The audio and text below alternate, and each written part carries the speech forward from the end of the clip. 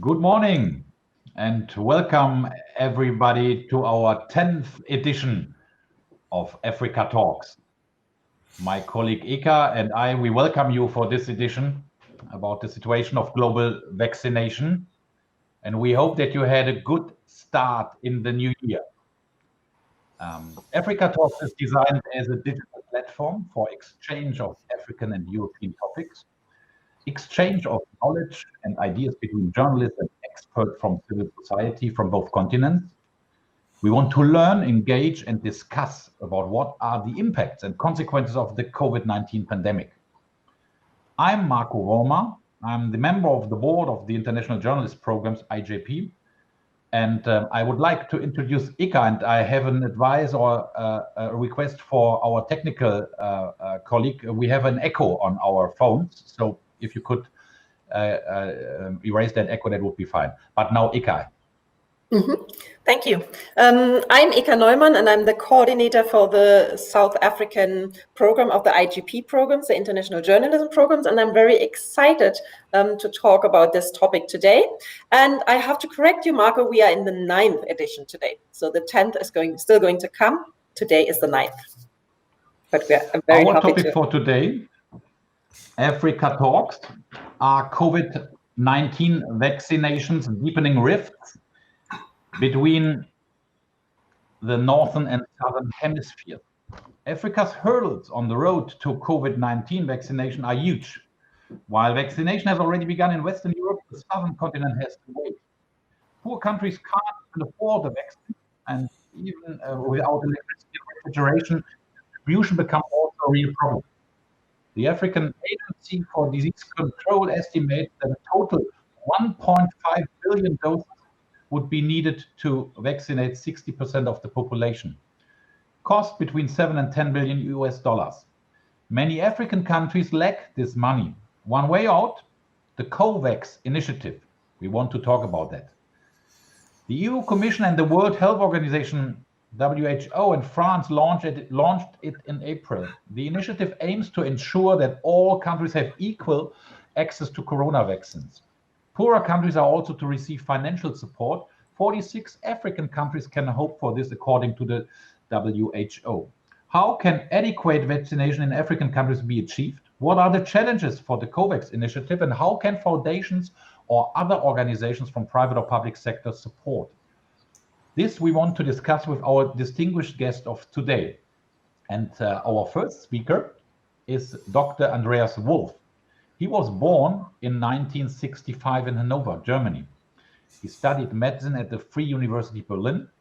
1995, he co-founded the Berlin Office for Medical Refugee Aid, today the Medibureau Berlin Network for the Right to Healthcare for All Migrants.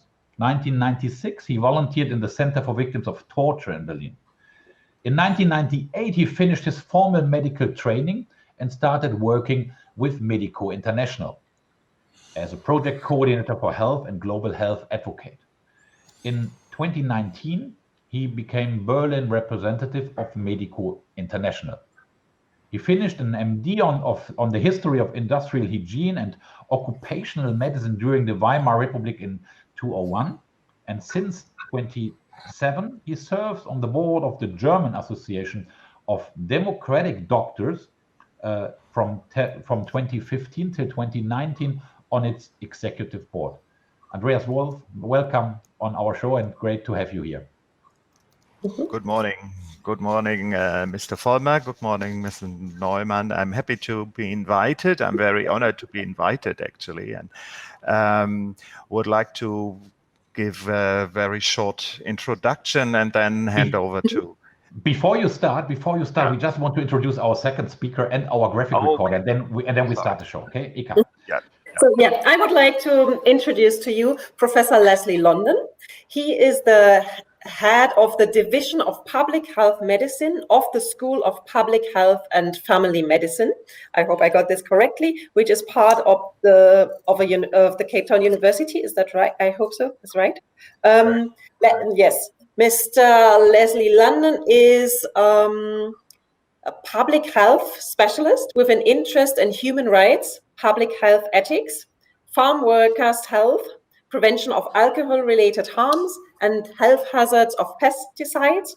He's the head of the Division of Public Health Medicine, leads the Health and Human Rights Program, and he's an active researcher with a very rich track record of publications. And in the Center of Occupational and Environment Health Research, he provides technical support to the principal XDR-TB panel and to the public health functions of the Health Impact Assessment Directorate as the Health Department. So thank you very much for being with us today with your very rich experience contributing to our topic today.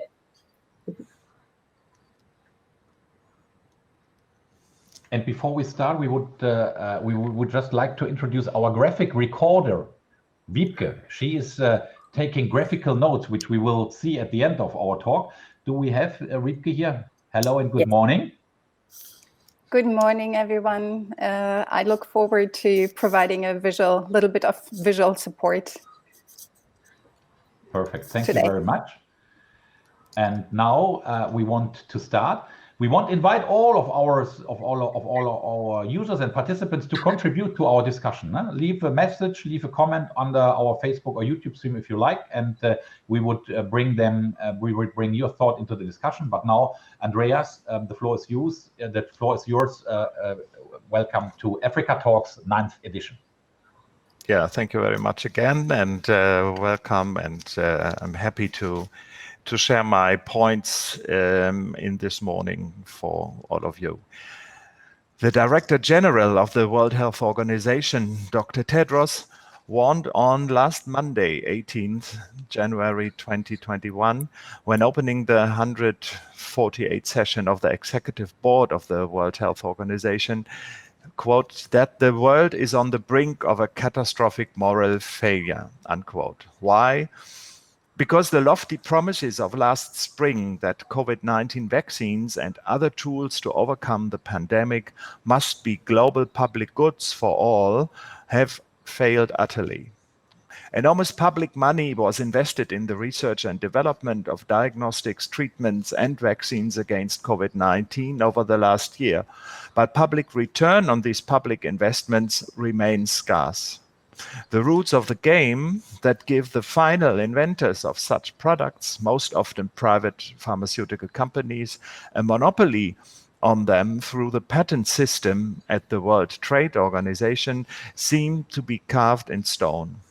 They are favoriting not only the owners of patents, data, and trademarks, but also the well-off countries that can pre-book and prepay those expensive products and keep the poor out of the race for the vaccines. To quote Dr. Tedros again, more than 39 million doses of vaccines have now been administered in at least 49 higher income countries. Just 25 doses have been given in one lowest income country. Not 25 million, not 25,000, just 25, unquote. How can such inequity be overcome? Multiple mechanisms were proposed to promote and advance an equitable sharing and access to these essential goods to overcome the pandemic. Always reminding us of the crucial lesson: the pandemic will not be over until it's over for all.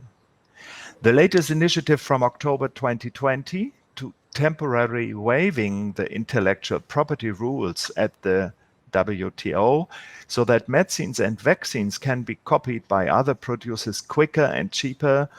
This was initiated by South Africa and India, two countries with a substantial COVID-19 epidemic, has been stalled again just 2 days ago at the informal TRIPS Council meeting. Another proposal for pooling voluntary licensing and know-how to speed up technology transfer that is needed to overcome the scarcity of COVID-19 tools, the so-called COVID-19 Access Technology Pool, or CTAP, was proposed already last May by a group of more than 40 countries under the roof of the WHO. This concept, shaped after the successful medicines patent pool for AIDS treatment globally, has never sought support from relevant countries with research capacities and even active hostility from the pharmaceutical industry. And finally, the much propagated Access to COVID-19 Tools Accelerator with a COVAX initiative that was mentioned already by Mr. Vollmer, handled by the Global Health Public-Private Partnerships, Gavi and CEPI. From concept, this should have been a common effort for countries rich and poor to assure an equitable share of vaccines as they become available, while pooling strategic funding and negotiating power for lower prices vis-à-vis the pharmaceutical companies. De facto, the rich countries buy themselves off with a solidarity funding for the poorest 92 countries that will have to wait until the companies have served most of their over 50 bilateral deals that they have closed with the richer and some middle-income countries. The big companies do not even bother to register their vaccines with the WHO, which would speed up substantially the registration process in poorer countries with limited administrative resources. And to add insult to injury, the much-needed health system component of these accelerator initiatives that were introduced only as an afterthought into this impressive architecture has received until now only minimal funding. This will prove particularly crucial. Without strong health systems, the perspective of rapidly vaccinating billions of people worldwide become an ever-distant dream, not to speak of the eroding public trust in these systems that is already hampering the rollout of vaccination, even in the high-income countries. The role of civil society cannot be underestimated in these struggles. Activists in South Africa, in Kenya, in India, or in Brazil have been most vocal to hold their governments to account for a pandemic response that is securing the health and the social rights of the citizens. And globally, a new movement has formed on the experience of struggles for access to AIDS medicines 20 years ago that fought against the same patent laws that are under discussion now again. The big companies and the rich states claim against evidence that patents have nothing to do with access to COVID-19 vaccines and other tools. They don't want to rock the boat of global economic governance of today. But this is the only chance we have to rock the boat, to exempt essential health knowledge and tools from private ownership to make them accessible to all. As John Salk, the inventor of the polio vaccine, said, when questions about who owns these vaccines in 1955, well, the people, I would say, there is no patent. Could you patent the sun? Thank you. Thank you very much for your input. And Dr. Andreas Wulf, I would like to give the floor to Professor Leslie London. Leslie, would you want to give us your input? Thank you, Ika, and thank you for the opportunity to share this. As Andreas has pointed out, there can be no doubt that COVID-19 has exposed the fault lines of what is an egregious inequality, both within and between countries, and it's particularly evident in this huge inequality in access to vaccines for COVID, so eloquently made clear by the Director General of the WHO as this catastrophic moral failure, which is the result of protecting the profits of vaccine manufacturers at the expense of the rights of health workers and vulnerable populations in poorer countries. This is a situation that has arisen out of the failure of the system constructed supposedly to achieve equitable access for vaccines.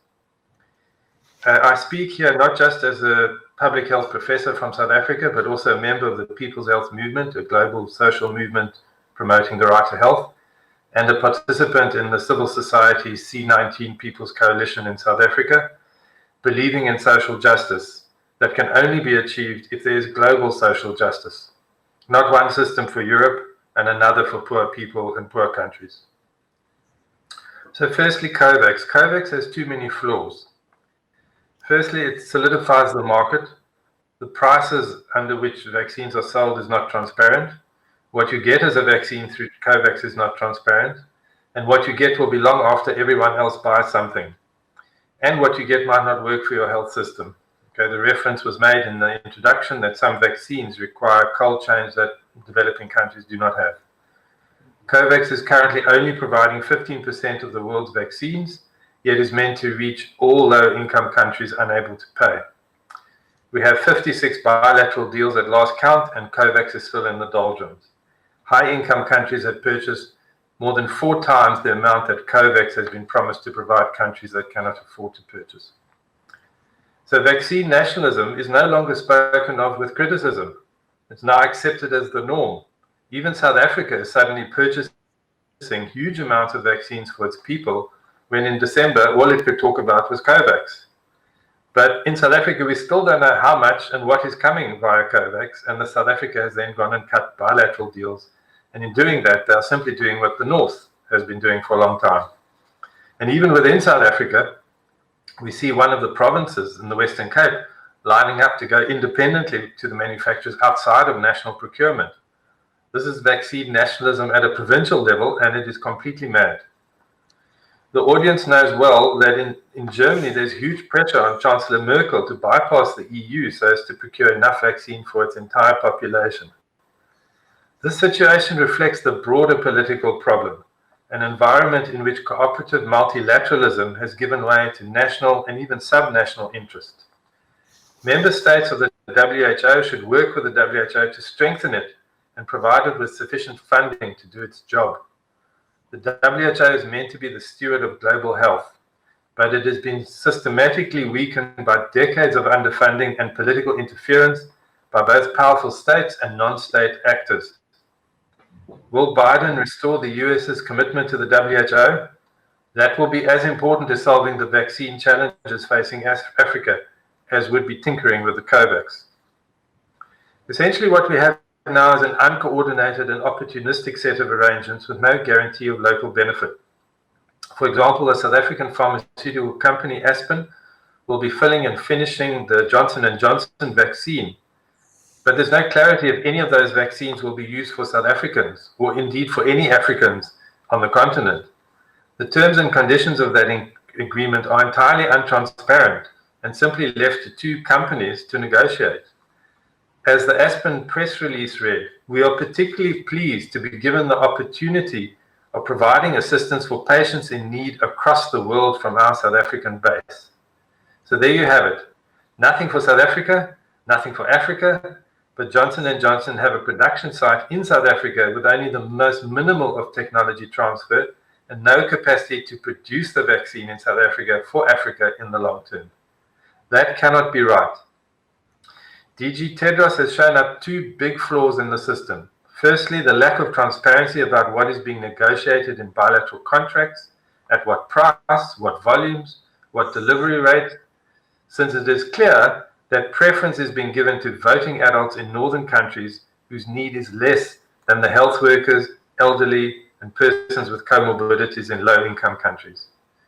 Secondly, why haven't the vaccine producers provided the WHO with full data for regulatory review in real time to accelerate approvals? But the problem is that if countries that have overproduced give their excess that they procured back to COVAX, at what price will they do so? And when? Under what conditions? So any low middle income country will be at the mercy of northern countries' charity.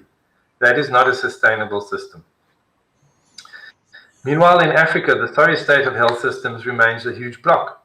Zimbabwe's health system, as we know, is struggling to manage under COVID. Yet the more vaccines South Africa procures, the less will be available to countries who depend on COVAX, who can't afford to go knocking on the doors of the Serum Institute of India. We know that the African Union CDC has begun negotiating vaccine procurement for multi-country access on the continent, yet the political structures of our countries, such as the SADC, the Safe Development Community, has not been proactive. But for sustainable solutions, we really need local production in Africa. And why do I say that? Firstly, the current system does not guarantee enough vaccine via COVAX. That is clear. nor does it guarantee the vaccine in time. Secondly, the vaccine will need to be provided annually, not as a once-off. Thirdly, the virus is mutating. We are still not sure that the vaccines will be as effective for the new N501Y variant, and it's almost certain we will be asking the same question in future when a new variant appears. We can't wait for a northern producer to discover a new form of vaccine for a southern problem. We know that local production is already advanced in Asia, it's advancing in Latin America, but not in Africa. Of course, to ensure equitable access to vaccines, Africa must play its part through regional cooperation in logistic, legal, and institutional capacity. We already have regulatory authorities in the region cooperating around questions of medicine access, and we can build on that to ensure the safety and cross-border issues, given the movement of people between and amongst countries in the region.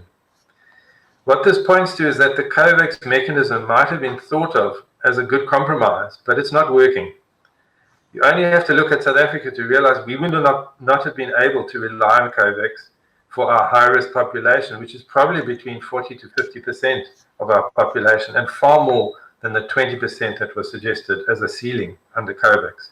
And we still don't know what COVAX will deliver to South Africa.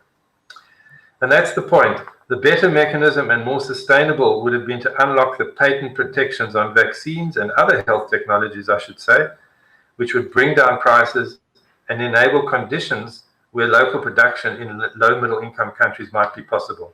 This is what the TRIPS waiver proposed by South Africa, India, and other low middle income countries, but opposed by the US, European Union, and others, intends to do.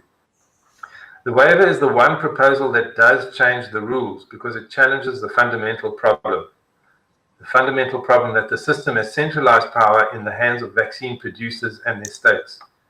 The fact that Director General Tedros has had to plead with vaccine producers to, and I quote, allow states to share doses and appeal countries to work together in solidarity emphasizes that the bigger issue of corporate power is still being sidestepped.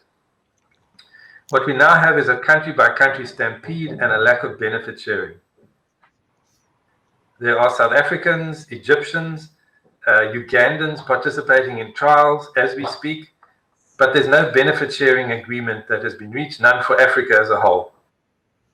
Yet UNESCO, international ethics declarations, and international conventions, such as the Nagoya Protocol on the Convention of Biological Diversity, signed by Germany and other European countries, talk about the benefit sharing from genetic research. The Covenant on Economic, Social, and Cultural Rights recognizes the right of everyone to enjoy the benefits of scientific progress, and the recent General Comment 25 on this right sets out the obligations of states as including the ensuring that everyone has equal access to the applications of science, particularly where they are instrumental to the enjoyment of other rights, that states should guarantee the social dimensions of intellectual property, and that state parties have a duty to prevent unreasonably high costs for access to essential medicines from undermining the rights of the population. Importantly, state parties also have an extraterritorial obligation to regulate and monitor the conduct of multinational companies over which they can exercise control. The message cannot be clearer. And remember that we need strong health systems in Africa, both to deliver the vaccine, but also to address the many other health problems facing the African population. So I'd like to reiterate what Andreas said. It's time the world woke up. This inequality will kill people on a global scale, as it did with HIV, until civil society forced Big Pharma to cede power. That is the scenario we're looking at again. Hopefully we have learned something from the past before too many of our people die. Thank you. Thank you, Professor Leslie London, for that, for your thoughts here. And to get into the discussion in our Q&A session now, I think, and what I heard is that we are facing two major issues here. First, we have this global inequality. And secondly, we need to think about the mechanism of patent protections, which make a distribution, an equal distribution, much more difficult. My first question would be on to both of you, like, yes, we have this inequality and this global injustice, I even would say, but how can we overcome that issue first? And secondly, what could be done? What are concepts of civil society, of organizations like Medico, to discuss and this issue of patent protection? Because here I think is a way out of our problem. But like how? You say, Professor Leslie Lunnan, public needs to force, the corporations, the pharmaceutical companies, or whatever. But how could that be done? Maybe Andreas, you start, and then Leslie, you follow. Good. Yeah, thanks. I think it's clear, and this is what you say, that what both of us have pointed out, that the global health challenges cannot be overcome by a charity approach, but needs this solidarity mechanism that gives also a longer perspective on not just distributing vaccines that are now available, and there is a race for these vaccines because there is a scarcity of them as we speak, but more important is to look into these structures that make this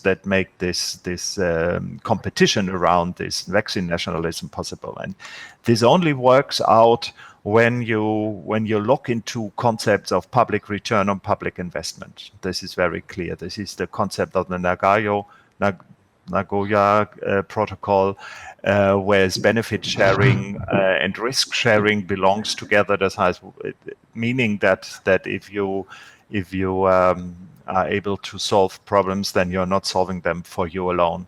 And this also means that for example, public funding for research and development of vaccines and medicines need to be accompanied by mechanisms, and also to write into the contracts that give money to these public money to this research, that the knowledge that comes out of this is shared, and not only shared but also transferred. You need the technology transfer to make it possible, and this is something that I think is a way forward to think access to medicines, access to vaccines. Can be improved, but if there is a strong mechanism for this kind of public sharing. Thanks. Okay, and what civil society? I think the civil society has been always a big watchdog on this process. I think this is the major point. We say we want to hold the countries to account exactly to implement such kind of policies. That's the basic work, we think. Thank you, Leslie. So my response is the following. We are really talking about a public good. I don't really have a problem, if an entrepreneur invents a new office printer or a new platform for digital communication, and that's protected by 20 years of patent. But we're talking about a public good. We're talking about people's lives, and we have to do something different.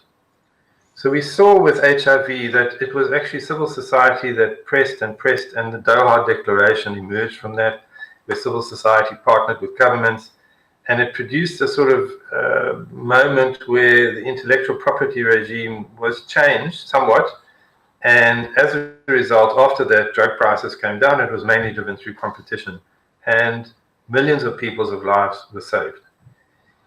But the problem with TRIPS at the moment, it's not able to respond to the current epidemic. The TRIPS flexibilities are not very flexible. They're actually quite difficult to implement. You've seen the record of TRIPS. It's quite hard for a southern country to implement. You have to implement it technology by technology. And this is a solution which provides an easy opportunity. Countries don't have to implement it if they don't want to implement it. So it's not clear to me why it's actually a threat to innovation. It's a crisis, and we try to address it through a means which will ensure that people get access to the kinds of things that all the rights conventions that Germany and European countries and other countries that science say we should do. The right to health, the right to access to health technologies. I think the bottom line is voluntarism does not work. If we rely on companies doing something out of the good of their hearts. We've seen the CTAP pool is basically moribund. COVAX is struggling. We actually need a system which takes away the incentives to withhold property, intellectual property patents, so that you can get the most profit. There's ways of structuring this so that a fair profit can be gotten, but not at the expense of human lives. And I think that's the role of civil society, to keep pressure so that the system changes, that it doesn't continually replicate this unfair extraction of profit at the expense of human well-being and human life. Eka, allow me one additional question, especially for Professor London. I fully understand your point. Thank you for that, and I agree with you. But I wonder whether you can say, okay, this kind of vaccine and of other pharmaceutical product is a so-called public good, because when there is no incentive for companies or corporations to do research and to do development on these things, this is always the argument from the business side. Progress will not happen, and I think the way that we try to incentivize research and development by private corporations, by pharmaceutical companies, is okay as long or unless the WHO or other global institutions assure or make sure that these things are distributed in a better and a more accurate way, so that they create a fund or whatever, so that you can pay for it as a public good. But I think the other way around wouldn't work, because then the efforts to do some research on these things, when there is no monetarization behind, it will be difficult. And I wonder whether you think that could be overcome in a more global way, and not on a way that private sector is investing here. So there are sort of global intergovernmental and multi-stakeholder forums that exist that have tried to address this, but they've addressed it without changing the basic rules. Basic rules here are essentially a lack of transparency. So what is a fair profit that a company can make? You can't say what's fair unless you know what it really costs. And we know that huge amounts of public money have gone into the funding of many of the vaccines.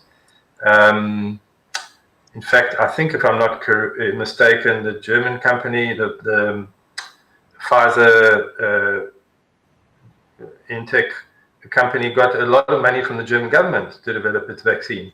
So there's a lot of public investment in research, which is ignored when it comes to the discussions around intellectual property.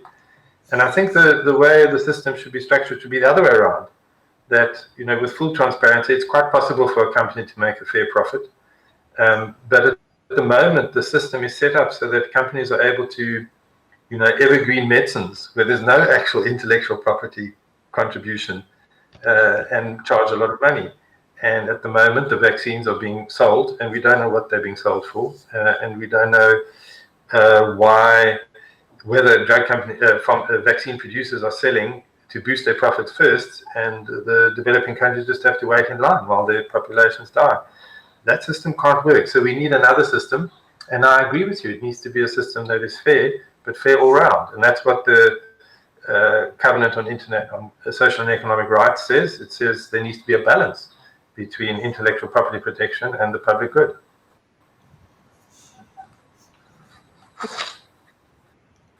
Thank you. Thank you very much. I have a question from a slightly different angle. Because I've been wondering in the past, when there were inventions of new pharmaceutical treatments, there's been criticism that these new pharmaceutical products have been mainly tested on young European or Western men. And that my question would be, has there been already a track record, or are you aware of track record of enough testing on African people or people of African descent? Well, I could respond to that. So, as I understand, there are 3 countries that are participating in trials in Africa. So that's in Egypt, South Africa, Uganda. To the extent that that represents a sort of diversity of a population, yes. I'm not sure that the trials were really structured to look at the efficacy in different contexts. Not all of them were, some of them were. But that certainly is some data, and it shouldn't be an impediment to rolling out the trials under the emergency situation. I mean, the fact that there's a diaspora of African people across the world might present problems in developed countries where subpopulations might have less efficacy, but that's part of the trial designs, which as I understand, have attempted to do that as best they can. But post vaccine rollout monitoring will pick up if there are any problems or if there's any less efficacy or greater efficacy. But sure, it's a valid concern. Mm-hmm. Okay. Andreas, would you want to add something? Mm-hmm. Yeah. I think this debate about where and what and who to do trials with is a very loaded issue. I remember from the very first moment when COVID-19 trials started, there was also on the other hand, a big concern that poor people, African people, would be used as guinea pigs in these trials to invent medicines and vaccines that are not accessible to them afterwards. I think this is something that is a history that exists in the post-colonial times, of course. At the moment, and so it is also very important that you have the trust of the scientific community to develop their concepts and also their trials according to scientific rigor, rather than also the feeling it is easier or cheaper to do trials in countries that have, for example, a less rigorous control system in it. And I think this also has to be taken into account. While for the situation of vaccine research, what I understand, and I'm not a vaccine researcher, is that, of course, the major trials had to be there where the epidemic is most pronounced, because only then you can see in a short period of time if your vaccine is working or not. So you have to test the vaccines in countries like Brazil, like the US, like Europe, and rather not in South Africa or Uganda, but not in 40 other African countries where you have a rather limited exposure of the pandemic. That's also what I understood from it. Another question, which is, Iko, do you want to add? You can go first. Okay. Another discussion, which is, or another point, which is highly being discussed at the moment here on the European continent, especially also in Germany, is that there are already, which is normal when you see pandemics. It is normal that the virus COVID-19 produces mutations. Is that the right word? I think that there are 2 mutations of this original COVID-19 virus, one coming from, or one being seen for the first time in the UK, and the second in South Africa. And I wonder whether you both, working in the medical sector, have already any experience with this mutation of that virus, and if you can tell us something about the situation, Professor London, in South Africa, and maybe Andreas, how you're working with these mutations and what your strategies are to fight these mutations. So thanks. So as I understand, the mutations in South Africa and the UK are similar and probably related to the fact there's a lot of travel between South Africa and the UK, and the mutation in Brazil is a different one. The current wisdom is that the mutation in South Africa is a more infectious variant, and that possibly explains why our second wave has been more intense. But it's not more virulent. In other words, it doesn't have higher mortality rates as far as we know, and we understand that the vaccine developed prior to the variants appearing is still effective. That's one of the questions we're going to have to monitor as we roll out our vaccine program. But it's the point I was making that even if the current vaccines are effective on this mutation or variant, there will be future variants.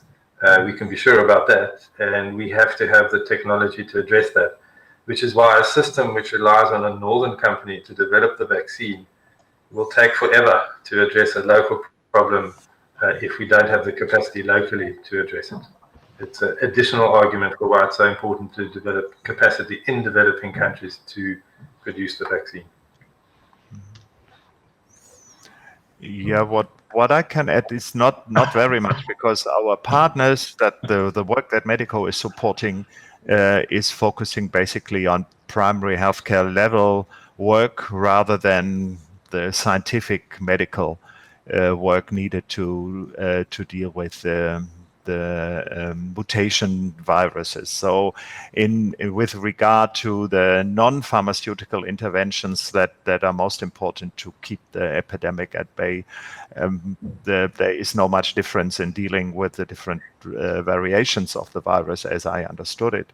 What I find is more important is that, and this is what I can add from the experience of our partners, is particular that working with communities and keeping them involved also in the development of dynamics and pandemics is extremely important, because you only can deal and successfully overcome a pandemic, and we have seen this several times in also in Ebola, when the people and the public is really trusting the information that comes out from science, from the government, from the public health institutions. And this is a crucial point that is often missed, and sometimes that as more authoritarian policy is, and seeing the public only as the recipient of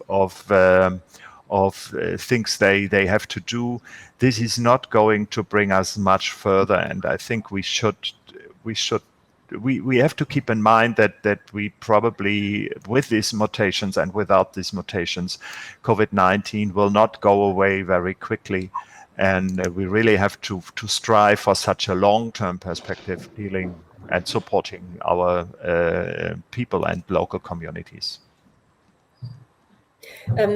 Following up on the local communities, I have got a question in context with that.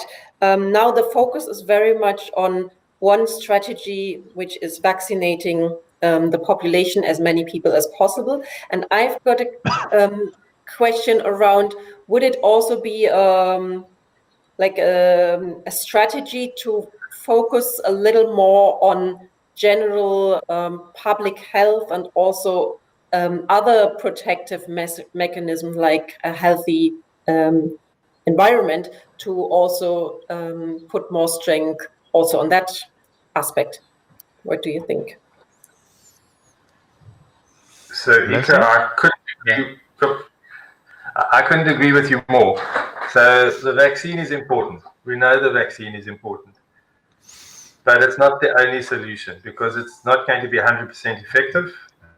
And there might be variants coming out. And we still need to pursue other measures to prevent COVID. And the measures are difficult in developing countries. So we have very dense settlements in South Africa where people are not able to effectively socially distance, where hand washing is not that easy, where access to sanitizers is not that simple. So all those measures are really important.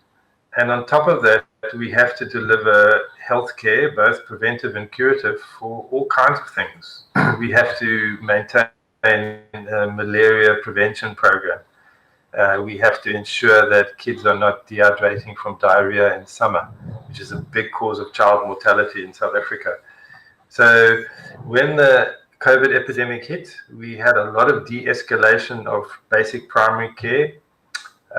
We know that immunization rates have fallen, that diagnostic testing for TB declined, and those things need to be restored. And if the vaccination program takes hold and reduces the impact of COVID, we will have a big catch-up in general. But I agree with you totally. This is not a magic bullet, and it's part of an entire health system strengthening initiative that we need to pursue. Yeah, I think also maybe just to add, I think the vaccination approach is always looking into people who have not yet ill with the COVID-19, but as important as it is to vaccinate, we also not should lose sight of trying to improve the treatment options that we have for COVID-19, because this is what basically would also make it much easier to deal emotionally, and I think also, but particularly also from the side of the health workers who have a big workload on patients with treatment. Can you give us some of your experiences you make during your daily work, Andrea, as working for Medico? Like, what is the situation in African countries, and also maybe, Andreas, as you are now here streamed from Germany, compared to Germany, what kind of differences do you see here in the reactions of the people on both sides? I would leave South Africa out, so for Leslie to answer. I think this is more fair. Now, what I would say is, and what the experience of our partners in East Africa or also North Africa is, of course, and the most important, I would say, what I would like to stress is that you have to understand that this is what Leslie already said, that COVID-19 is adding up on strained health systems and a lot of health problems that people might have. And then COVID-19 is not the only one, and in many countries of Africa, I would say not the most important one, immediate concern for the people there. Luckily, we see, and there is a big debate about why infection rates and why death rates in many African countries are not as high as they are in other parts of the world, and particularly also not in Europe. And so the focus, and this has a lot of questions if it is not recorded well and enough, and it's not enough tested enough, but it probably also is because this particular virus is not as in many places, like outside South Africa, because this is the big other situation, and also some East African countries, is not so much affecting people, because they are young enough so that they have very low, very light illnesses. And so in that way, I would say the need of people to not to balance, but to integrate the answer, the response to COVID-19 into already existing health challenges is the most different thing between the experience of COVID-19 in Europe, where I say this has now taken over the immediate focus of the health system, because this is the one big issue at the moment, and many African countries where it is one in addition to many other health problems that also need to be tackled at the same time. Leslie. So for South Africa's health system, this is a huge strain, and for South African health workers, it's an incredible burden, and the big issue of mental health, of burnout of health workers is very much to the fore.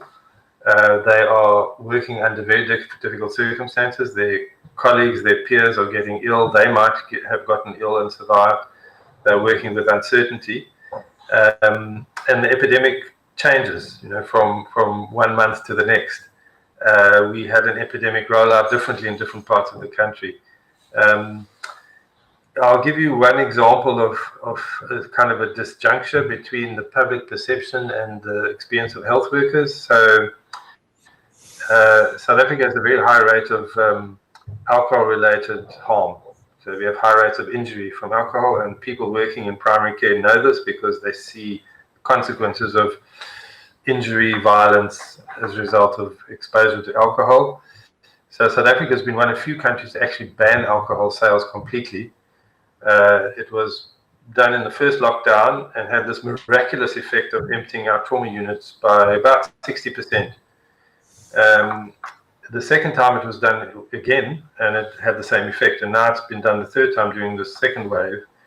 And, people are absolutely gobsmacked that, Baragwanath Hospital, the biggest hospital in Africa, had no trauma cases on New Year's Eve as a result of the ban. And health workers really feel that. They feel that so deeply that, lifting that stress on them.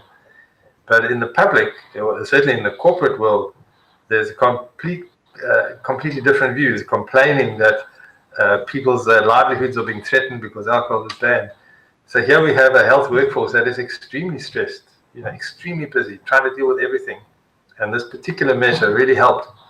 But in the wider context, it's seen as interfering with people's rights or the economy.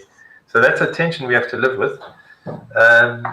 And South Africa has a high, before COVID, it had this quadruple burden of disease, which is well known in the Lancet. Well, we still have that quadruple burden of disease that we have to deal with. Andreas, yeah. Yeah, can I add something? Because I think what sprang to my mind, many experiences from our partners in African countries and also other countries point out that it is not only the virus that is endangering lives, but also the repressive policies that have been implemented by governments in justification to keep the virus at bay. So this is particularly problematic. When we discuss this in Germany, of course, too, what means a restriction of personal freedoms. In some African countries, like school lockdowns, has been much longer and much more prolonged than in European countries, which of course creates the same problems in Germany and additional problems in societies where, for example, school meals are an important component of the day-to-day livelihood of poor people, of children from poor families. So then also the governments have used these lockdown policies also to infringe on civil society protests against their policies. I think this is also a dangerous dynamic that we can see not only in African countries and in many countries that we don't have seen in that, and we have this debate in Germany to a certain extent, but not in the way that we hear this from our African colleagues.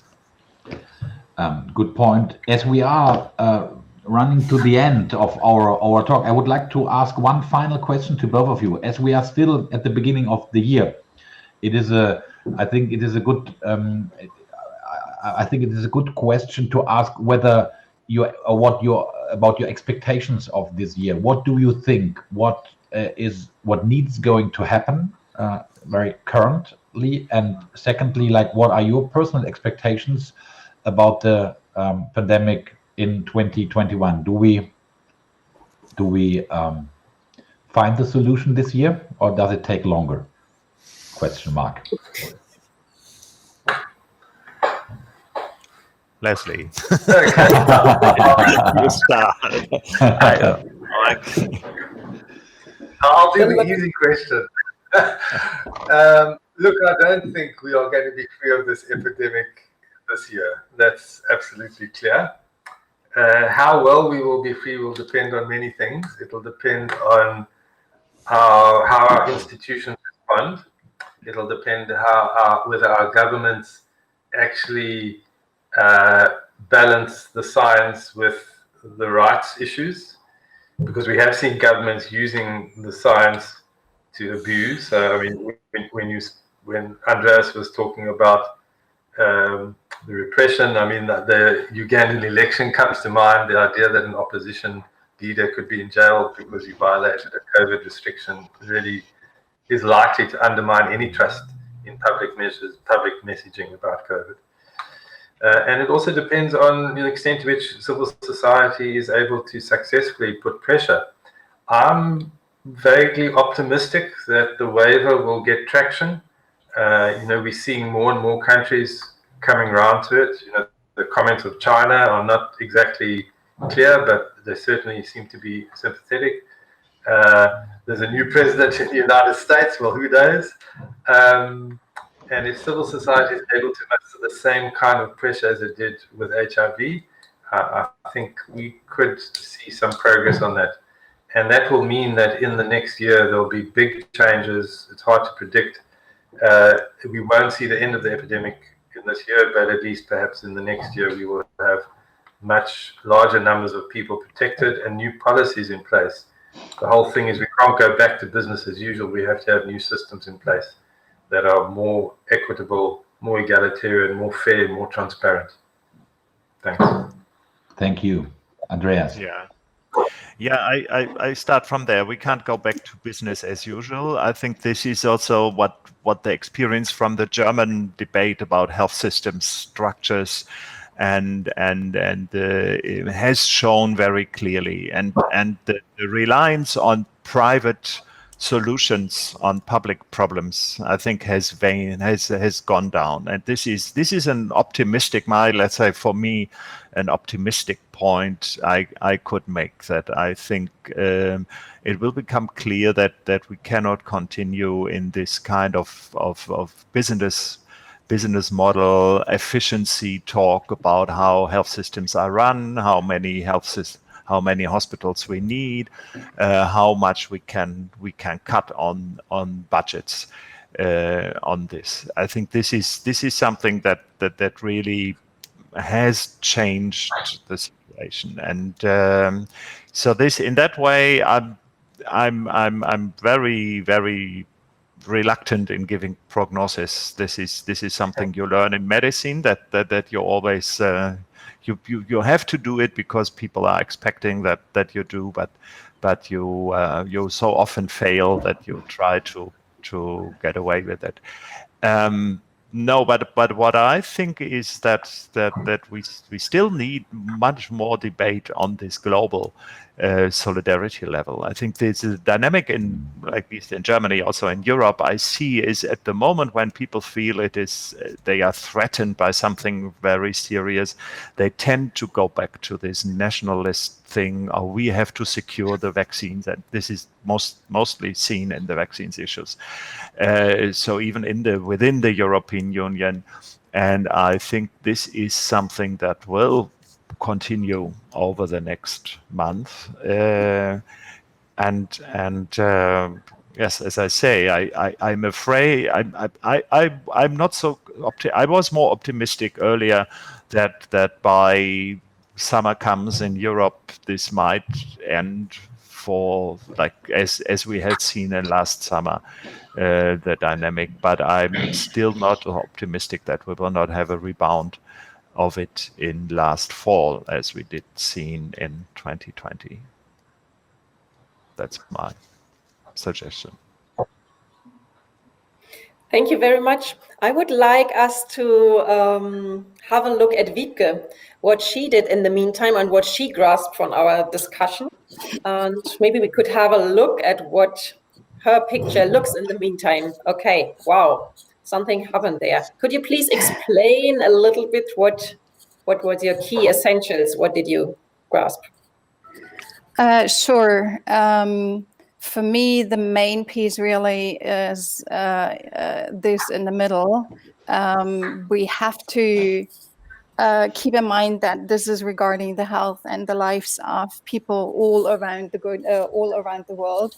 This is not, as you pointed out so nicely, this is not about producing a printer and making a profit of it, but this is concerning the entire world and therefore should be a public good, where the public invests and also the public who is putting the money where their mouth is gets the return, rather than what we're seeing right now, which is, unfortunately, it really pierced my heart, a global stampede and coming back to nationalism and protecting very local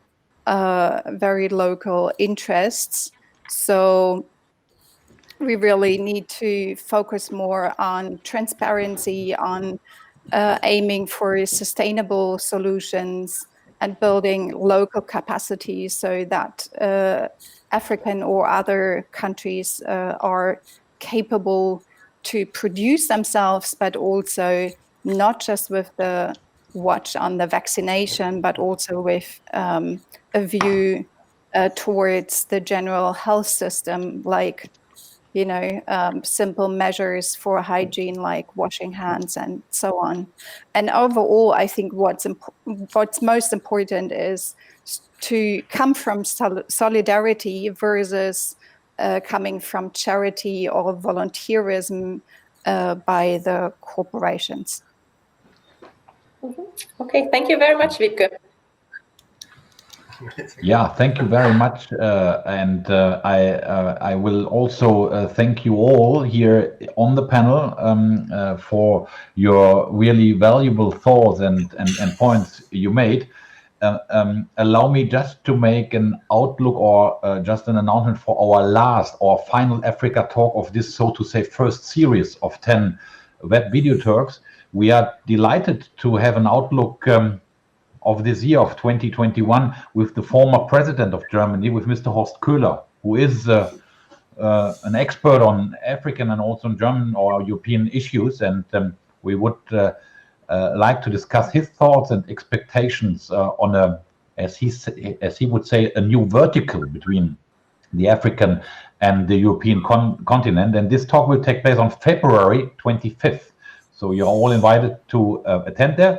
But for now, thank you very much for your attendance on the live stream, on our Facebook live stream and on our YouTube live stream. That was our 9th Africa Talks. We are looking forward to discussing with you other topics this year. The next one with President Köhler in February. Many thanks to our speakers. Goodbye, take care, and at least stay healthy, all of you. Thank you very much. Thank you very much. Bye-bye. Thank you. Thank you very much. Thank you. Thank you very much.